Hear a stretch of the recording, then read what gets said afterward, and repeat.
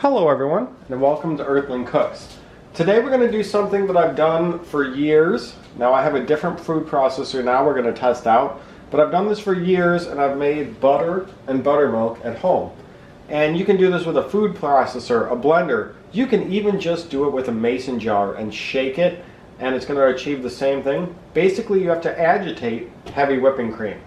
Now you can make unsalted butter, or you can add in some salt, or you can add in some other flavors if you want some other flavored butter, herb butter to make garlic bread, some garlic and herb in there. You can do whatever you want. I usually make plain butter. And buttermilk I'm going to save. That's great for pancakes, that's great for cakes. Red velvet cake has buttermilk. Other cakes do. It's just a nice ingredient to add to lots of things. All we have to do, what we're going to do is take our heavy whipping cream. Now, when I used to make butter, I used to make it in a smaller food processor. I got this one because my family wanted a bigger thing. This is actually a blender. It's a food processor. And it's a little blender as well. So I only have this because my family wanted it. So you could do this with the smaller whipping creams, heavy creams. You can make as small or big a batch as you want. Now, I wouldn't pour this much into a tiny food processor, but for this food processor, this big thing should be fine. You really don't want to go above the second blades of your food processor. So this looks like it's going just about to the second blades, which hopefully will work good. We're trying this out for the first time together in this new machine I got. Heavy whipping cream, actually I use to make a few things: butter, buttermilk, and whipped cream. So heavy whipping cream will turn into whipped cream first. And in order to make whipped cream, all you do is add some sugar. It's super simple. You can make homemade whipped cream for cheaper than you get those spray bottles for. And I'll show you like when it's about at that consistency. To make butter, you keep going beyond that. And you'll see what happens as we go here. So I'm going to turn this on. I'm going to stop the clip and turn it on without volume. And we'll start going until we get to whipping cream.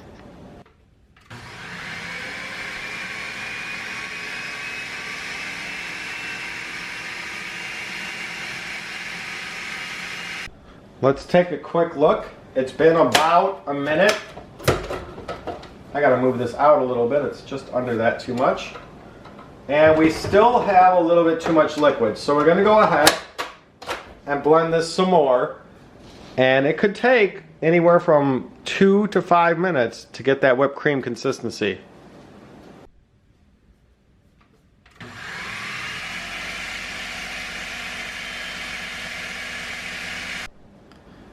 It's been a couple minutes more, so I'd say about 3 minutes total, and this is where we're at. We're getting good now.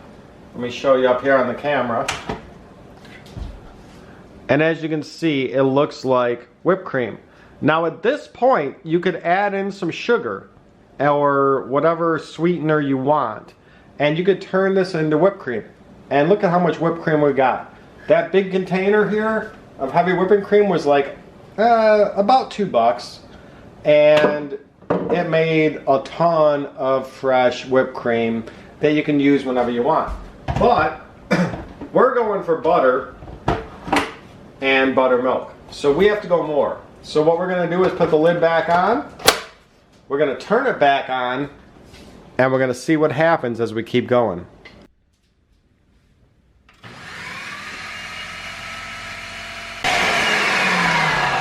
Alright, so the machine just started shaking more than usual. And it still looks like whipped cream, I'm going to show you. But any second now, this is going to start turning into butter and buttermilk because it's getting more solidified. So let's go ahead and keep going and see what happens.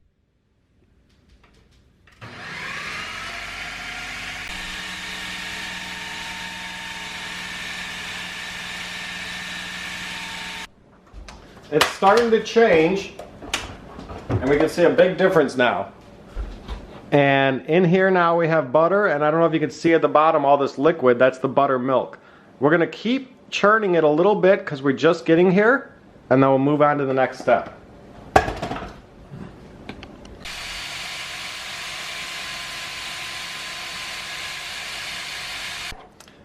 as you just saw it blending, it's getting there. So now we're ready to empty.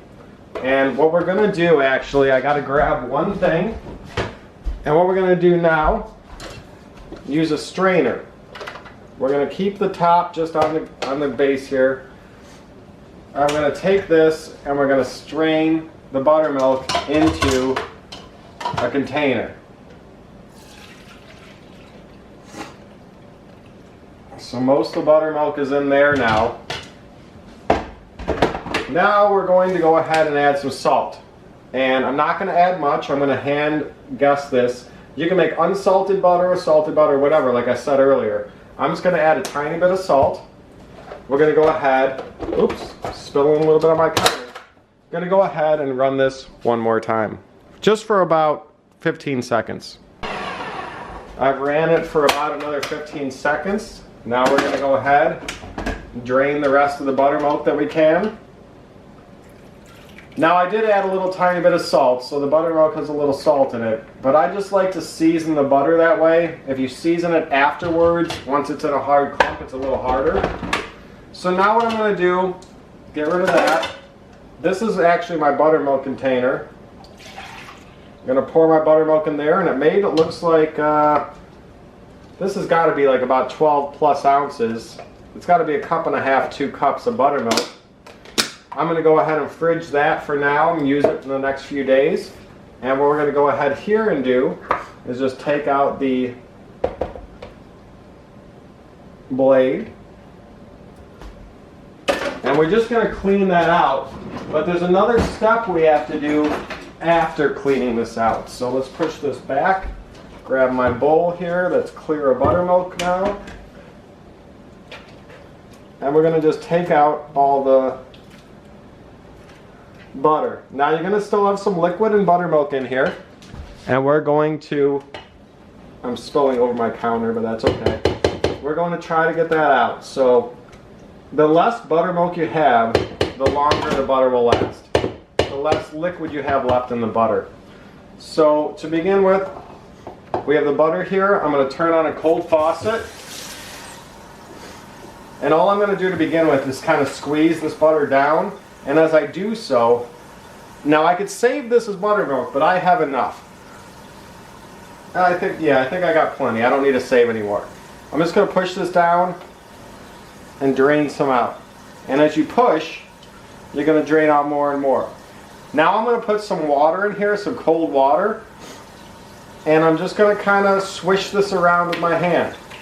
You want to get, as I said, as much buttermilk out as you can. So we're going to swish this around, and then we're going to push down and drain it out. And we're going to do that a few times until we feel we're good.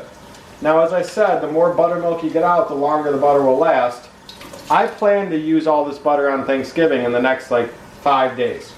So it doesn't have to last super long. So I'm pretty good just going a few rinses. I'm going to push down one more time in here. Get as much as I can out. And I'm going to take my container. You can use any container you want.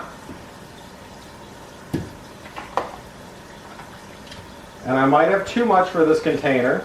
I'm going to get a little messy doing this. That's okay.